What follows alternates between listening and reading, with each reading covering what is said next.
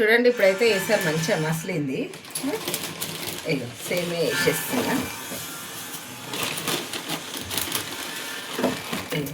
2 గుప్పెళ్ళు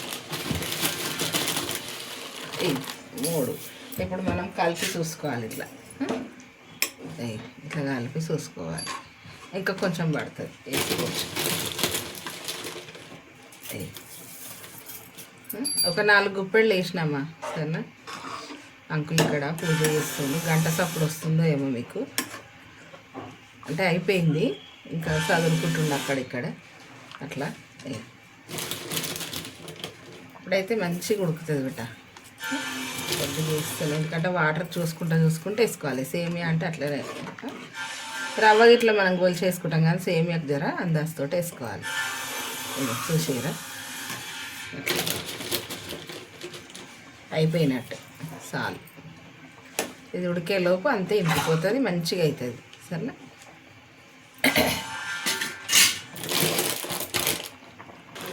చూడండి అమ్మ, ఇగో ఒక్కసారి మనం ఇట్లా కలుపుకొని మూత పెట్టేసుకున్నప్పుడు మంచిగా దమ్కి అవుతుంది సరేనా. ఇప్పుడైతే మూత పెట్టేస్తా.